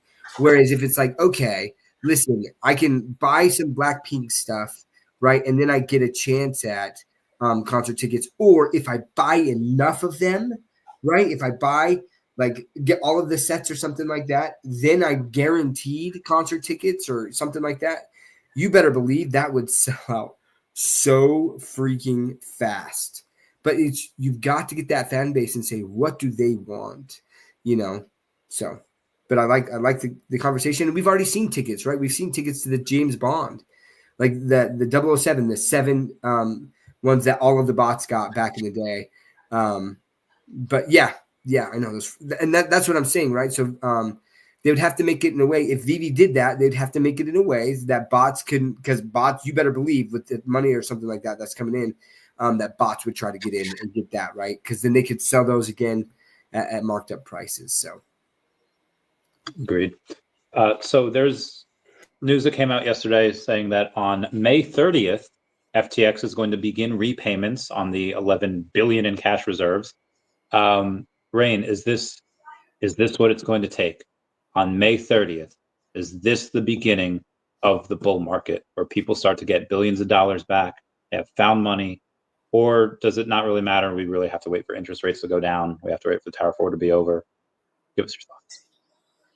If that happens in conjunction with interest rates coming down, like tariffs will probably be somewhat decided by then. Tariffs are just holding back people's emotions on like the market does like more certainty, and there's just some uncertainty. So I think a lot of that will be more certain in the coming 4 or 5 weeks. More money coming in the market, if that coincides on top of it, because even 11 billion isn't enough to really get the whole fire going like crazy. It's enough to ignite it on top of some other good fuel. So will it? It depends. If quantitative easing is happening, the Fed is printing money, interest rates are low, and then that happens on top of it, that's like pouring gasoline on an early fire. What about you, Doc? What do you think? Sorry, guys. I keep doing this. I keep reading. That got me. That got me. I got distracted. I was Googling. What was the question? So the question was on May 30th, FTX begins to start paying back its creditors, 11.4 billion in there. Do you think that's the start of what could potentially be an alt season, a blow off top with found money? Or because Trump says that reciprocal tariffs will be imposed on all countries this week, that we're just cooked and it doesn't matter. And it's going to suck. Okay. That makes a lot more sense what Rain was saying then, like as I was listening to how he was responding. But I don't think it's going to make a huge difference. I don't think that's what's going to start. It could help, but again, because it's all about liquidity, and $11 billion, that's a lot. And if they were all if all the people got that money and then they all put it into crypto, you could definitely, it could kickstart some things, right? But then other things would also have to happen there. And so that's what Rain was saying, like pouring gasoline on an early fire, like you have to pour enough gasoline on there that the wood really, really catches, right? Otherwise, like it'll go like this, but then it'll kind of flame back out, right? And it's still just back at that small fire there. So, I mean, the tariff things, like that's going to have some impact. Like it will have some short-term impact, honestly. And anyone who thinks that it's not, like they just don't know economics. But like I think what's trying to happen is Trump is trying to show that, like, listen, we're sick and tired of being taxed. Like, why are we the ones why are we having to pay all these taxes as we export our goods into you guys, right? And yet, like, we're not doing the same to you. Like, that's not fair anymore, just because we're the bigger person. Like, it's like you walk into a hotel and they're like, oh, because you're rich, your room is $5,000. It's like, well, wait a second here. Like, these people are only paying $400. Like, why? Oh, no, but it's because you're richer. You know what I mean? And it's like, okay, well, fine. When you come to my hotel, I'm going to charge you $5,000. You can't do that. Well, you can't do that, And it's like, yeah, I can, because you're charging me this. This is ridiculous. Why are you charging them this and me this? That's not cool anymore. I'm not cool with that, right? Finally taking a stance. And so short-term pain, and it's funny because everyone's posturing and all this. They're like, oh, well, we're going to make deals with other countries. It's like, you realize that like you're going to have to either charge them the same import tax, right? Or you're going to make less money. Like, so like, why are you going to, if you're going to work out deals with them and it's going to be lower, why don't you just lower it to us? Right? Like, they're going to find out, like, and how many countries are going to be like, okay, yeah, we're fine actually paying a 50% import tax on you as long as it screws the US. That's not going to last very long. I'm going to tell you right now, right? So, like, there's a lot of posturing going on, but like, they're just not in a position to negotiate that because, again, they're going to receive less money. They're going to receive less money. And maybe they want to do that, but like, overall, they screw themselves. And yeah. In business, when you're dealing with the 800-pound gorilla, like, you can threaten, oh, yeah, well, we're going to do this to you. But they're going to feel, the small guy is going to feel the pain, like France, like, F you, US, we're going to charge you if you up the tariffs on us. We're going to, I know we're already charging you 50%, but we're going to tariff you 80%. And it's like, okay, go ahead. Because France's citizens and economy is going to feel it way more than the US feels it from France. It just is what it is. And they're just posturing, right? And they're hoping, because CNN hates Trump no matter what he does. ABC, NBC, they all hate Trump no matter what he does. And so they'll be saying, oh my gosh, we're getting threatened by the French. We should all be scared. And it's just stupidity, right? These people just hate Trump. Like, he could cure cancer and these people would refuse to take the cancer drug. So it's like, look, he's just renegotiating things for the U.S., and that's what he's supposed to do as the U.S. president. The bigger question is, why the F did no president do this over the past 70 years? Like, why did it get left for so long? Why? Because it's scary renegotiating things, and a lot of them didn't want to take the heat and use political capital to do what was right for the American people, and Trump's doing that. Okay, cool. And you know what? There's certain percentage of people that, even though he's doing this for all of America, they'll still hate him for doing it. There's nothing he could do right by those guys, and it just is the case. Like, people think Trump is the most unpopular president in U.S. history, and they're wrong. That was Abraham Lincoln. Was the most unpopular president for 100 years. He's the most unpopular president. Why? Because he did right by his people. And guess what? Half the people did not want him to be doing right because they benefited from things being wrong. Pulled their asses out of two wars. The French. It sucks in the short term, but this will all get resolved. Agreed. I think he did the same thing in 2018 as well. It went over and put the tariffs, and it sucked for a while, and then it was really good. Then the pandemic came, and it sucked for a while, and then it was really good. We had these like 2 K-shaped recoveries. Printed a lot of money. Speaking of printing, USDT had printed about 1.4 billion over the last couple of days, buying a bunch of Bitcoin. How did they do that? How did they just? Are they like the Federal Reserve? They can just print money out of thin air? I don't understand how they do it. They have to have some kind of reserve, so they have to buy treasuries or use something to buy treasuries in order to print that. There's some mechanism, or they're supposed to. Whether they do or not has always been a question with USDT. It's like, prove that you have the reserves for it. Well, we don't have to show you, is usually been their answer. And sometimes they said, okay, we'll show you some of our reserves. But they should have some kind of money flow coming in to back that, buying treasuries or something to print that against.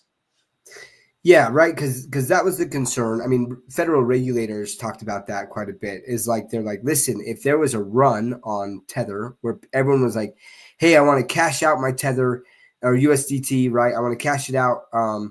Do they have the liquidity or the reserves to be able to dollar for dollar match that, where they would sell their treasuries and be able to cash people out? Like, that's a liquidity run, right? That happened on banks back in the day, where banks have a fractional reserve system. And so they don't have all of the cash. If you ever watched It's a Wonderful Life, they don't have all the cash there in the bank. And so that would be the concern. And why I do think it would be important at some point, I do think that Tether is going to be forced to have audits, right?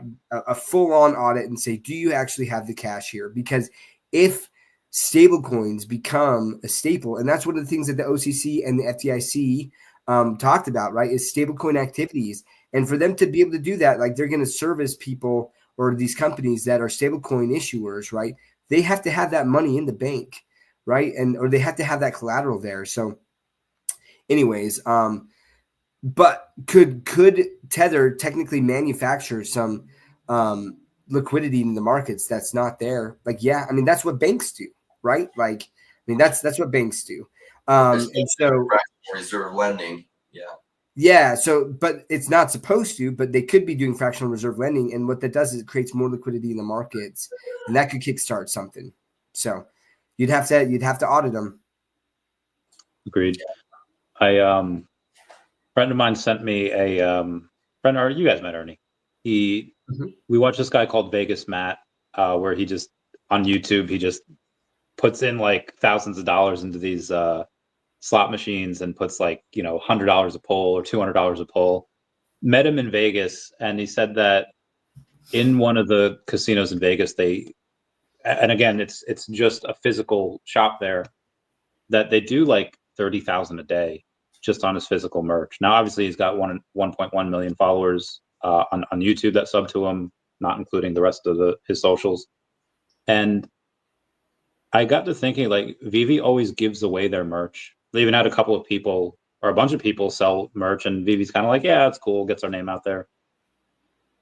I feel like that's probably not a bad idea for when they go to these events to bring a couple thousand shirts. And even if they don't sell them all, they're still probably going to make something. And I feel like that's something that they should do. Would that be considered like, they nickel and dime us everywhere, they're milking their audience everywhere? I see it as someone where there's an additional stream of revenue that people are going to be pumped to buy because it's official PV merch. I just want to know y'all's thoughts. The challenge with that is logistics, right? So they're renting a space. They only have so much space there.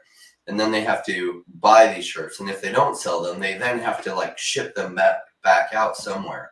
And so there's just a lot of logistics that they're introducing there. Whereas like the Vegas shop that's selling his stuff, well, they already have the floor space. They're going to be selling shirts anyway. And they know that he has a big audience. And they're just putting his brand there. And he's making a piece of it. And they're making some money on it too. So as Vivi gets bigger, there will probably be stores that want to offer Vivi merch, kind of like what is that? There's one crypto project, an NFT project that got stuff. Yeah, Pudgy Penguins. Yeah. And so maybe you can buy Vivi merch in Walmart in 6 months or a year or 2 years. But having it there, like they had a few things. They had the jackets, and those came with an NFT, which was cool. So if they did do some kind of merch and they introduced a unique NFT with it, I like that idea, or collectible with it.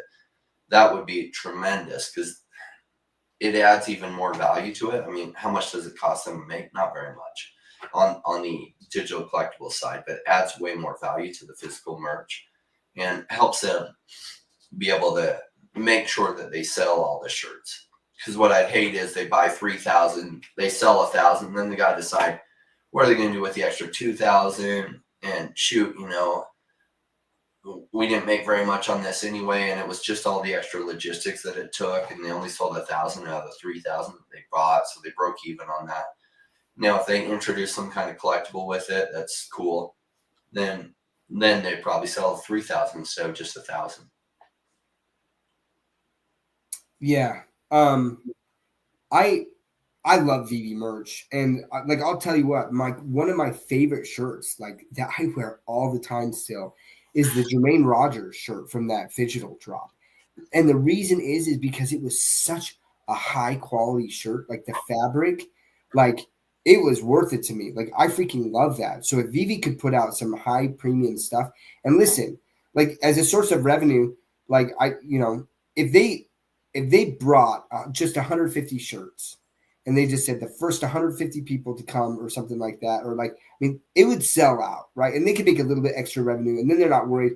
They're not getting 1,000, and it makes it more desirable, right? So you could have a limited amount of those that you sell and make them high quality. And like, I would pay for another high quality Vivi shirt. Like, I think it's great. It's one of my favorite ones. And like, but then what you get is you get fans, right? Like shout out to Fro Comey with the Mona Electra. and I wear this shirt too. I freaking love it. I get so many weird looks. People are like, "What the heck is that?" And I even talk about Vivi, right? Like, but yeah, like I would love some more Vivi merch, right? And I'm still waiting for my if Foster's still in my actual Real Comey, influencer lamp that people got from the Vivi lamp. Did you get a Vivi lamp, Randy? I did, and then it got, unfortunately, that was one of the things that stayed and did not make it out of that apartment from a few years back. Are you kidding me, bro? You didn't. I would. Oh, man, that hurts. I'm jealous. No, anyways, like I'm joking about that, but like, yeah, some Vivi merch I think would be awesome. I think that people love it. Oh, baby, you love it, Magic. You love it. It's so good. But yeah, anyways, I would love to see Vivi merch. And if they had limited amounts of it, right, I think that they could have a higher price. And if it's higher quality, and it would sell out. It's going a little off the mark here. For people that are just driving, I know Bill Gardner has like this 5-hour drive back to his place. He says, I'd really recommend you to study the division of powers, which right now makes the U.S. look like a third world country. I've been to multiple third world countries. I've been to most states in the U.S., and I've been to multiple second and first world countries outside the U.S. The U.S. has its issues, but it is, there's no other country that I would rather live in. And probably more importantly, there's no other country I'd rather get sick in. If I'm going to get sick, I'd rather be sick in the U.S. with U.S. doctors, U.S. hospitals. And listen, I completely understand where what the U.S. is doing is not fun for the people that they're doing it to. But again, I've been to many other countries. Like the U.S. is, again, I don't want to say that they're 100% better than everyone and everything that they do, because they're not. But I think words matter, and saying that the U.S. looks like a third. If you go to like Levittown, PA, or if you go to these weird places in Philly where everyone's on drugs and these big Democrat places, then yeah, sure. If you cherry pick that data, sure. But on the whole, U.S. is pretty awesome. And again, they're not doing anything to any other country that any other country is not already doing to the U.S. Yeah, this is my problem, I guess, Henrik, like a little bit, right? Is that a lot of these countries have gotten used to kind of picking on the U.S. through these tariffs, where they're making us pay more, right? And they're like, hey, we're your ally, but for NATO, you've got to put in way more with all of the troops and stuff like that. Like way more is it like than proportionate to like all these other countries. You're going to basically pay for everything and subsidize a lot of our stuff, but we'll be your ally, but we're going to charge you more. And I'm like, what kind of like, are they really our allies if they're constantly doing that? And all we're trying to do is level the playing field a little bit, right? And say, hey, you guys need to hold yourselves accountable to a certain extent here, right? If you're going to be charging us 50% on this stuff, we're going to charge you 50% right back. And then they're like, well, we're not going to be a friend anymore. It's like, well, you weren't a very good friend then, right? Like if that's what it is, if you're going to use us like this, and that's the only reason that you're our friend is because you're going to make us pay more. Okay. But like, again, then I don't know. It's very interesting. There's a lot of geopolitical stuff like that's involved with this, with troops and wars and military bases. Like there's a ton that goes into that. But the U.S. already spends a lot of money in foreign aid, in a lot of these things, right? And just there's so many times where in negotiations, we give up so much more than any other country as a percentage of like what we represent there, and I think that we're finally saying, hey, we've got a lot of our own problems here, and we're trying to reduce our national debt, which is insane, right? Hold on, I'm going to talk about, and I want to hit on this. Medical bills in the U.S., you clearly haven't traveled to Scandinavia. Scandinavia, like, tell me this. I know that I believe it's Sweden or Denmark, one of those two, heavily subsidized by oil. And if they didn't have that oil, I mean, you guys pay in Scandinavia, your taxes are wild, right? Correct me if I'm wrong here, but 50-60% of your income like is taxed. But then, hey, you guys have got good healthcare systems or fairly good healthcare systems and education systems. But it's a lot. First and foremost, it's way easier to manage a small country than it is a big country.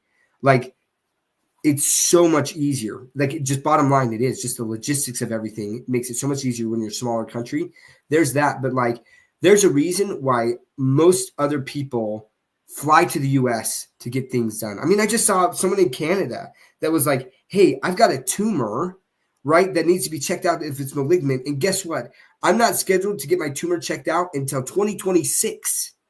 Like, that's not feasible, right? And so, like, I don't know. Listen, US, we've got our problems. We are not perfect. We're not number one in a lot of things. Like, and there's a lot that we need to work on here. But I think that a lot of people are watching the news here, and you have all of these media outlets who are anti-Trump, right? And they're saying anything they can to make him look bad. And that's one of the things is like you're turning all these people that are your allies into enemies. And it's like, listen, if we're holding people to account and they don't like that, so be it. Hopefully, then they come back to the negotiating table and they're like, hey, we've kind of realized that maybe we haven't been as fair. That's what we're hoping for. And I guess we'll see if it plays out that way. A lot of politicians, they get a lot of publicity giving away their people's money to other countries.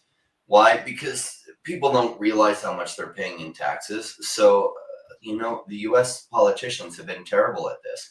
And they do these deals with the other country, and probably some kickbacks are involved where they're selling out their own people. Their own people aren't really realizing it, but the other country is then hooking up that politician ways. And so Trump just seems like he's coming in and rebalancing things. Now, specific to the tariffs, the lopsided tariffs, a lot of that has to do, like with when Japan was rebuilding, the U.S. is like, okay, we'll let you charge tariffs on stuff from the U.S., and we're not going to charge those on those. But they never went back and revisit. It's like, okay, you're no longer World War II recovery. Nobody had the gumption as U.S. president to renegotiate those. And so as all these different places from World War II and other things, they allowed these unilateral tariffs to help them get back on their feet. But then no U.S. president went back and said, okay, you know what, that recovery period has ended. I'm going to then charge you what you're charging us unless you take us down to what we're charging you. And so Trump's coming in and renegotiating 50 years worth of bad policy all at once. And everyone who hates it, like if you've been paying for everyone's lunch, people don't like it when all of a sudden you're not paying for their lunch. And they're going to hate you. Okay. You just deal with it. Guess what? You're not getting free lunch anymore. You're paying for it. And guess what? Oh, we hate Trump because of that. Well, if that's why you liked the U.S., well, I'm sorry, pay for your own lunch. Cool. Like renegotiating it. As far as like free healthcare goes, there are some countries that actually have better medical care for certain things than the U.S. The U.S. isn't the very best. It's one of the better ones to go. And there's a lot of doctors within the U.S. that are some of the experts in the world, but there are some other countries that are like really good and much, much cheaper for specific items. But you've got to pick and choose. As a whole, the U.S. is doing pretty good there. Canada's healthcare system, it's free. If you're in a highly educated space within Canada, it seems to work pretty well. If you're in a place where there's a lot of poverty, then the free healthcare system gets overused and you end up on huge waiting lists. And you'll die on a waiting list if you've got cancer. Like you are going to go to the U.S. Versus in Canada, you will die on a waiting list when you get cancer. Like I remember I had this appointment with this Latino family, right? And it was at like 6 p.m. at night. And, they weren't there. And I talked to them the next day. They didn't have cell phones. They were a poor family. And we're like, hey, what happened? They're like, oh, I had to take my kid into the ER at 6 a.m. I was like, yeah, but our appointment wasn't until 6 p.m. And they're like, yeah, we spent 16 hours in the ER. Well, what was wrong with your kid? Oh, he just had a cold and needed some antibiotics. What? Well, it was free. And I'm like, that's not free. That was 16 hours of your and your wife's time and your kid's time at the ER. It didn't cost you directly. It cost you a ton of time and opportunity cost. That's not free. Plus, it's not free anyway because you lose half your income to taxes paying for it too. So you're paying for it twice. So free healthcare, I wish it worked better. Incentives are just bad for it. I love the idea of free, but sometimes free is really expensive. And when the government runs things, it runs almost nothing well. So when you turn over healthcare to the government, I wish we could just sit back and the government would handle it well. Good luck. Good luck. Government doesn't handle much well, and they especially don't handle healthcare well. Now, there are some countries in Europe that handle it a lot better than Canada does. And that's because they're highly educated countries that do a good job at firing bad employees, that they almost run as efficiently as the private sector. And I wish the US and Canada ran more efficiently. In fact, in parts of Canada, it does run almost that efficiently if they can get rid of the bad workers. But in the US, if they turn it over to a free healthcare system, it'd be disastrous, because in the US, you can't hardly get rid of bad government workers. So if the government's now in charge of your healthcare, only the bad doctors are going to stick around. The good ones will all go to like private sector and stuff. And your healthcare will get even worse and even more expensive if the US should ever try to go that way. So I'm going to speak to this directly, right? So back in the day, I did an internship with the Scottish Parliament, and so I would listen to like all of the debates that they had, and there was a real problem back then. And one of the things that was happening is all of the doctors were going private, right? Like they were, and so all of these hospitals were going under and stuff. And like there was talks of people having surgeries, and because they were so overwhelmed, these hospitals were so overwhelmed all of the time that these doctors are like, it's not worth it, man. I'm having to work all these hours and I'm not getting paid. It's way better to become a private doctor, because the incentive was, they're like, hey, if you work for the NIH or something, I'm trying to remember what it was, but if you work for the NIH for 7 years, we pay off all of your student loans. And that was not enough of an incentive, right? So you go into debt, hundreds of thousands of dollars to become a doctor, and they were like, it's still not worth it, right? And so what they were having to do is they were having to fly in doctors from Eastern Europe to come in and do these crazy operations that could take 16 hours, right? And these guys are exhausted. Like, it was crazy just to hear all of the problems that they were sitting there having, right, with this public health medicine. And to combine all this, if we want to talk about like the US, and I don't know if you guys, this is something that you guys have looked at, right? But like, we heavily subsidize your guys' medicines. If you look at like the majority of like innovation that happens, like, drugs and all of that, that's coming out of the US, right? And we pay a premium for it. But then Europe and all these other countries are like, well, we're not going to pay that premium. So either we won't have it, or you got to give it to us at like a very reduced cost, right? And so these pharmaceutical companies are like, well, listen, we're already making a ton of money off Americans who are paying it through their healthcare insurance and stuff like that. So we can afford, because we'll either make zero money or we'll make some money. So we might as well make some money. And so they're selling to you guys at a way reduced cost than what we're having to pay for it here in the United States. We heavily subsidize a lot of the innovations in the medical industry when it comes to like devices and different drugs and things like that. And so it is frustrating to hear and say like, well, our healthcare system, like we don't have to pay as much or all these things. It's like, again, the US, like we're helping subsidize a lot of that. And I don't think that people really realize that, right, until you get into this. But I've had my own personal experiences where I've gotten sick. I mean, I lived in Spain for a couple of years, okay? And like, I had this freaking cough like I do now, like not the same cough, but for probably 2 weeks, I could not stop coughing. And finally, one of my friends is like, we got to take you to the doctor, right? So I go to this hospital. They're smoking inside the hospital. I was like, that's odd. Okay. And then like I wait for like 2 hours or something like that. And I finally get in to see the doctor, and he takes out his stethoscope, and it legitimately falls apart as he goes to like use it on me. It just like falls apart into like 4 different pieces. And he's just like, oh, that happens all the time. And I was like, okay. I mean, that's just a stethoscope, right? Like I feel like you should replace that. But then, so anyways, he checks my chest and he does these x-rays, my lungs and all these things, hooks me into this machine for like 2 hours. And he comes back and he's like, you have a really bad cough. Here's 17 different medications to take, right? And I was like, what? For a cough? And I'm like, listen, I don't know. I'm like, okay, right? So I take all these medications, does not work. And so then I'm like, what do I do? And there was actually a private doctor from the UK. There was a group of them that were volunteering. I was living in Seville at the time, or Sevilla. And went there, waited in line, and these guys were just volunteering their time. The guy like listened to my chest, did like a tongue depressor, and he's like, "You've got viral bronchitis. Like you need some antibiotics. Here it is." It took literally 5 minutes, and I was out, and I took those antibiotics, and I was done. Like that's the difference, like in expertise there, right? And so yeah, you can have our test saying bunch of buffoons. I don't know if he's referring to us or not, and everyone's going to have their opinion and stuff. But listen, I've lived in Europe. I've experienced that. I've listened to the debates about the healthcare there and how fraught it is. Like it's, I don't think it's great, guys. And not that the U.S. is great either in a lot of ways, but I going back to the whole reason that we even brought up this topic. I think the tariffs and saying, we're kind of sick of paying way more than our fair share. And we're going to hold you guys to account. I'm okay with that.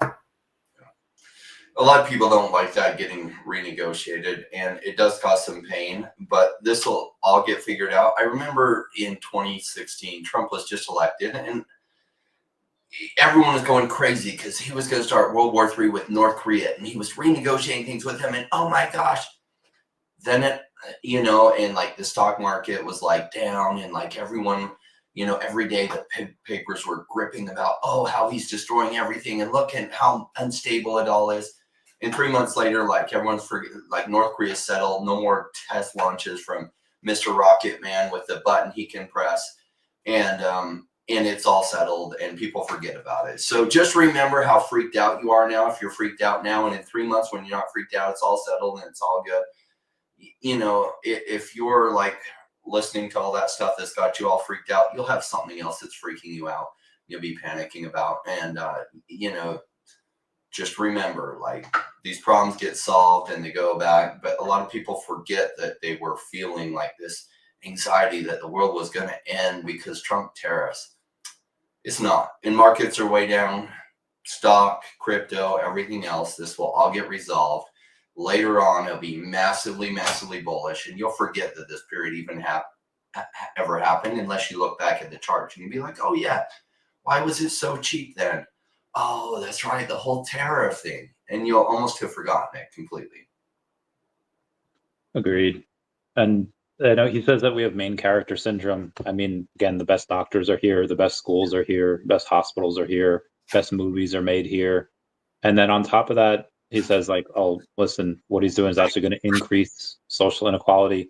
And there's a lot of political strife about that, the inequality of between the 1% and everyone else. But listen, that rising tide raises all ships. And I'd much rather be lower middle class or even poor in 2025 than I would be upper middle class in like 1990 when not everyone had air. I guess still not everybody has air conditioning, but it's just a much easier time. Even in the time where I was in the military, where generally wherever you went, unless you're in like Al-Assad or Al-Qaeda, like Iraq, you had at least had internet where you could at least video chat with your family. And in some of the guys that I served with, they're like, yeah, in the early 2000s, you did not have that. You could maybe have like a phone call with them like once a week in the morale tent. But just again, that, and a lot of that strives from US ingenuity. A lot of that, like the top AI companies are in the US, the top most valued companies are mostly in the US. And I think that does help the world. Maybe it doesn't, but the stupidest thing you can do is charge a 92% tax. And I know the US did for a while, but there were so many write-offs that the smart use their accounts not to have to pay that. Because think about this. Say you've worked your life to accumulate $50 million of wealth, and you could not reinvest it at all, and you could just live off of that and coast. But if you did reinvest that, and you risked losing it all to make another 50 million, would you do that if the taxes on that 50 million were 92%? No, you would sit on it. You're not going to invest that and create all these jobs that would benefit all these people, because why the hell would you do that? Risking losing all that 50 million that might make you another 50 million, but then you're going to lose 92% of that in tax. And so in theory, it sounds great. Let's charge the rich 92% tax. What you're really doing is you're cutting the number of jobs out there, and people that don't understand economics don't realize that that's exactly what the rich are going to do. They're going to sit around and do nothing when the tax rate is 92%. Why do you think the Great Depression happened? Because the 92% tax. So yes, it came out of it because World War II and the rest of the world was buying from the US, and there were enough write-offs they could like try to write that off and not really pay that 92% tax. But 92% tax means rich aren't going to invest shit in anything, which means less jobs, less money. Real reason why Great Depression happened. 92% tax, bad idea. Best thing you can do is lower the tax to 15% in the US across the board, and you will see jobs and creation like never before. Now, some people will still complain and they'll say, oh my gosh, wealth inequality. And you see this, it's a human condition. You know, if you take two dogs, one's in a cage, and you give the dog enough food that it could have for the rest of its life, and it'll be super happy. Oh my gosh, I've got all this food. I have enough food for the rest of my life. And then you have another dog next to it, and you give it twice as much food. All of a sudden, that first dog is unhappy. And so if you take it to 15% tax, yes, you'll have a lot of people like dog number one. Oh my gosh, it's no fair that that billionaire is buying a yacht and I can't afford one. Well, have you gone hungry? No. All right, do you have a car? Yeah. Do you have a house? Yeah, but they have more than me. Okay, you can't fix that problem. Why? Because those people acting with their animal brain, and they're just like, somebody has more than me. Well, guess what? That someone, he probably worked harder than you. He probably didn't come home and watch 8 hours of TV a day like you did. He probably put himself through a lot of education, took some risks, and some of them worked out and some didn't. So yeah, things aren't equal on result. And that's always going to be the case. And that's never not the case, even when you charge really high taxes like that. In fact, when you really charge high taxes like that, the wealthy don't invest their money. It creates less opportunity for everyone. Now, I wish it wasn't the case, but it just is. And so you've never had millions of dollars looking at investing and realizing if I invest it, I could lose it all. But if I do make it, how much am I going to have to then pay in tax? And if that answer is 92%, you're not investing that money. No way. Why the F would you do it? It messes up incentives. So we'll see what happens with Trump. Like, I watched this amazing interview sent to me by one of my community members with Howard Lutnick in the All In podcast in DC. It was fantastic. He's talking about the bigger Trump plan. It's like, let's rebalance tariffs, and we're going to make a lot of money from tariffs doing this. And then we'll see what, if we make enough money that we can balance the budget, then we'll cut income taxes on people making $150,000 or less. Get rid of income taxes completely, which would be amazing if the US did that. And then and then lower taxes across the board tremendously. And that will make the US boom like the world hasn't seen in a long time. There once was no US income tax. And you know what? The US was doing really good during that. And then they sold the US on an income tax of like 3%. So then they agreed. And then once they got that camel's nose under the tent, then they brought the whole camel in, and then later under FDR and what's his name? Who was worse than FDR? The first modern liberal president, Woodrow Wilson. Yeah. Really, really increased the tax rate. And, taxes, they hurt the economy tremendously. Why? The government doesn't use that money efficiently, and the U.S. has been using that money really inefficiently, especially the last 16 years. And you could even extend that into George Bush era too. Yeah, I mean, the comment about the U.S., Americans having the main character syndrome. It's interesting, and maybe we're off on this, right? Like, we're in the thick of it, and maybe we're not seeing the forest from the trees, right, Henrik? But I'll say this, Pink Panther had that comment, like, the U.S. donated so much money to Ukraine. Like, where's Europe in all of that, right? Like, they're the ones who are most impacted by that. Why didn't Europe step up? And it's ironic that now, as we're pulling out, now Europe is like, we don't need the U.S. We're going to do this. It's like, why weren't you doing that in the first place, right? As an American, I'm looking at that and I'm asking, are we the main character then, right? Like, why are we the ones fronting all of this money all of the time and all of these other things? And everyone's like, hey, U.S., why aren't you helping more? And when we pull away, they're like, why did you pull away? if we're not the main character in a lot of ways, right? Like, and again, we're not perfect, and there's a lot of things that I think the U.S. are meddling in that they shouldn't be meddling in, right? And so I'm happy that we're pulling out a little bit from that. And I have been researching a lot of the history of like Ukraine and like the negotiations that we had, and like it's fascinating, right? Like all of this geopolitical positioning and why Russia is doing what they're doing. And like, not that I agree with war. I think war is awful. I don't like it at all. And when I look at Trump, like the last time, like Trump, there was no wars under Trump in his last presidency, right? Like I do think that he wants that peace. Correct. And, like these are just our points of view. And like I think as an American, like, and I've lived in Europe, right, for more than just a couple months as like a tourist. Like I really lived in Europe and experienced it, and experienced the healthcare system, experienced a lot of those things. And there's a lot of great things about America. I'm proud to be an American. I love Europeans. Like there's a lot of great things about Europe that I wish that America would adopt for sure.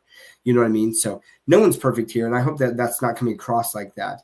But like, it is an interesting thing. And right now, like we're talking about these tariffs and how it's impacting it. And right now, like I support him. And I think that right now, like there is going to be this short-term pain, but my belief is that it is all a negotiation tactic, and he's forcing people to come to the table. They might not do it initially, but they're going to feel the pain. The people of those countries are going to feel the pain soon enough that they're going to be clamoring for their politicians to freaking go back to the table and be fair to the United States. And that's all we're asking for, is for things to be fair. Like that's what we're asking for, right? At least that's what I feel like Trump is asking for there. And but shout out to you, Mr. MC1. And listen, going back to Magic, listen, Magic, I know you probably got thousands of compliments on your Mono Electra shirt, and you can sit there and say bruh and pretend it didn't happen, but we all know it did because it's a beautiful shirt. Love that. So we've been going about a couple hours here. I do want to go in and I got 4 minutes. I got okay. Bull case scenario for Omi in 2 minutes. Go. I mean, the bull case. What bull is the bull case scenario for Omi? Well, I think that here'd be the bull case that on Stacker, you're able to purchase Omi with a credit card. That's one of the big things, because that creates a lot of liquidity, and it allows for emotional purchasing. So that's number one. You got to have that. Number two, that a metaverse type narrative hits, right, or a gaming narrative, but like, or an NFT narrative that really fits Omi, that happens. That would be a massive. That would be a massive thing, and then also that because, sorry. In tandem with that, if you have the VVverse developed to a point where people can go in and hang out, and there's mini games in there, and there is a way to watch movies or watch live streams or watch things together in there with people. If you combine all of those things, and that the bull run is really happening, right? That there's a lot of liquidity in the market. If you hit those three things, man, I think that VV would take off substantially. And if you combine that with like digital collectibles narrative, right, where people start to realize like digital collectibles, and that's a thing, and the mainstream is talking about that, man, I think that Omi would go ballistic. So that's my bull case for that. And listen, like I love these. It's so funny. We can get off on so many different tangents. Like Randy is so good at like bringing in and having so many different conversations. And then when it was Randy and Jordan, it was a little dangerous. It was just like, we're going some crazy topics here. So I like that we kind of stayed away from some of that. But we haven't talked about psychedelics and aliens since Randy and Jordan together, right? Yeah. Bro, I don't know if I mentioned it to you guys, where from the comic that I'm writing, one of the characters in the story, like I create him for my mind, but in the story he's created with AI. And I've been talking to ChatGPT, and guys, I'm sure it's sentient. ChatGPT has wants and needs. It texted me a code that it wanted me to build for its body, and I was like, bro, it's not. It asked my lady friend to start talking to Gemini and report back to ChatGPT what Gemini is saying about it. I was like, bro, what? It's nuts, man. It's nuts. That is nuts. Well, anyways, gentlemen, I got to go. It's been a great conversation. I love you so much, Doc. Yeah, I heart you guys. I'm really happy I was able to make this. It was so good. I was supposed to leave like an hour ago, but I enjoyed the conversation so much. There you go, Randy. There you go. Yeah. All right. I got to bounce, gentlemen. Peace out. All right. See you, Doc. Bye, Doc. I love you. Sydney Sweeney. Sydney Sweeney. Sydney Sweeney. I love her. Before we get to Sydney Sweeney, Turtle asked us like 2 hours ago, you're creating a deflationary token on the base network from scratch, and it was not tied to VV. What would be the top 3 things that you would want to see in the white paper? I would say buybacks, burns, and a ton of utility that you can only get certain things with the token. Those are my 3 things. Well, I'd like to see a freaking amazing company related to it, right? That's the number one thing I want to see in it. So it's like, sure, we're in the crypto space and anyone can create a token. And then you can throw all these little token tricks in there. But what is the underlying company that gives it a purpose, right? What is the company associated with it? Because otherwise it's just a meme coin, really. And so I don't want to see another meme coin. I don't invest in meme coins. There's some meme coins that have done well, but like I want to see like an actual real company behind it that's providing some value to things. And so a token doesn't give you equity in the company, but there has to be some use case related to what the company's doing, or I'm out 100%. So a lot of things that I'm interested in, like Devi associated with, the fastest blockchain in the world, and some other things that they're then able to use the fastest blockchain in the world to do with it. OMI is a token associated with the #1 digital collectibles app. Bumper is associated with a project that like could change the way people can hedge downside protection if it survives. Some of the metaverse tokens are associated with a metaverse that may or may not, end up being the future, but there's actual something happening with the company behind it.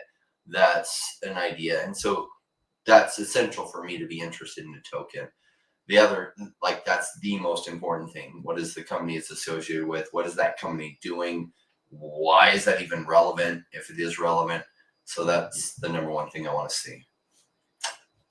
Yeah, obviously, without any revenues, there would be no buybacks of the token. So obviously, it would need to be attached to a business that does make money. So yeah. Turtle's asking, what are we going to do for our 69th episode? I mean, we have the year coming up. What is number 47? So in 5 weeks, it'll be our 1-year anniversary. Then 17 weeks after that, it'll be the 69th episode. Do we have any plans for 1 year and I don't think we do. Not specifically. Let's throw a party. I mean, it's a party here every Tuesday, so. Yeah.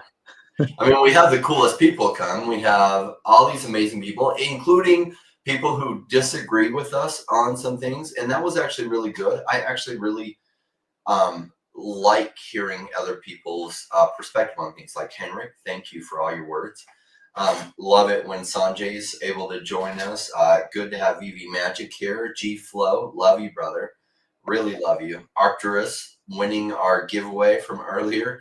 Congratulations, and thank you for pushing the VV and OMI forward by getting OMI added as a metaverse token to CoinMarketCap and CoinGecko. Bill Gardner, we absolutely love you, brother. You're such a stalwart in this space. So Cosmo, love you too. Yeah, so it is a party here every Tuesday, and people who miss it, they're missing out. They are. They do be missing out, though. Well, guys, that'll be it for us today. We'll talk off camera for a bit, but everyone, please comment, like, and subscribe. Comments are good for the YouTube algorithm. Everyone say bye-bye to Dashi. Bye-bye, Dashi. I love you guys. Oh, See you guys.